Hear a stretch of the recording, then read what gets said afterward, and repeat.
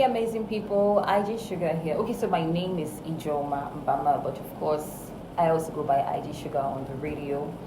I'd like to quickly give a reaction to something I saw on social media recently. It was a post on Facebook where somebody was talking about how someone was going to take Agwu off them. Okay, Agwu is Igbo language, by the way.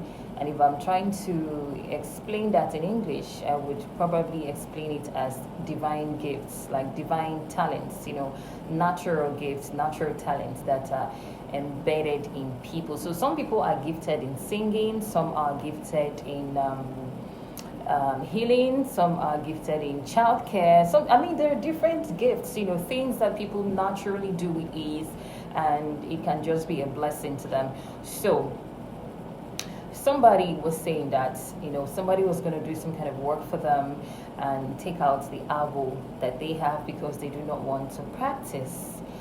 Well, I like to say that anybody who's telling you that they can take Agwu out of you is deceiving you. They're just going to eat your money and nothing is going to change. That's because you cannot take, no man anywhere can take Agwu out of anybody.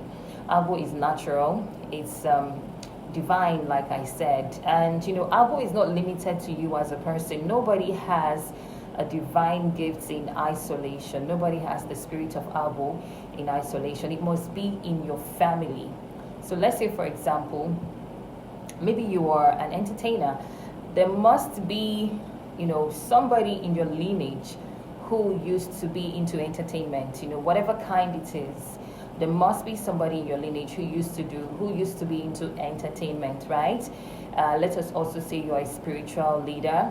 There must also have been somebody or people in your lineage who have been into spiritual practice, healing, and stuff related to that before it got to your turn.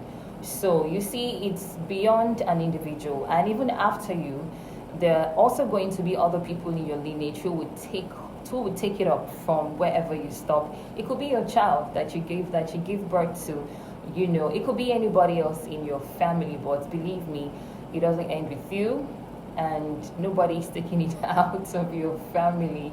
So there's really nothing like taking Agwu out of a person. Child, they chop on our money well.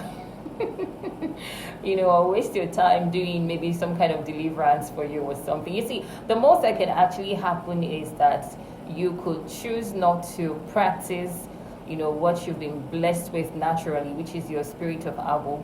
You could choose not to practice if you do not want, but then you'd have to live with the consequences, because at the end of the day, your life success, there's another word, let me just use success, satisfaction. Your satisfaction and success in life is embedded in your spirit of Agwu. Yes, so that's the consequences when you choose not to do it. When you choose not to do what you're meant to do here, you just have to live with the consequences of living an unfulfilled life. That's just it. And then hopefully maybe the next person in your lineage who takes it on would do what they are meant to do. That's really how it works. From the best of my knowledge right now, that's what I know. I do not think that somebody can just do some magic and take Agwu out of you, just like that. I hope this helps.